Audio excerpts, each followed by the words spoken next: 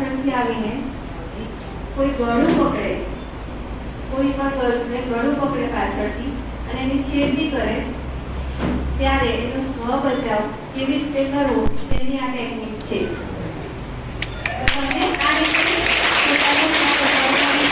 તમારો પોતાનો સ્વ બચાવ કેવી રીતે કરી શકાય?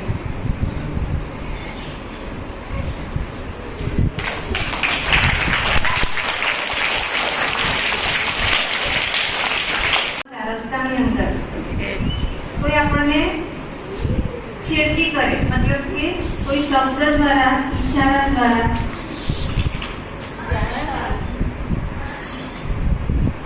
તો તેના સ્વ બચાવ કેવી રીતે કરાય એની આ ટેકનિક છે.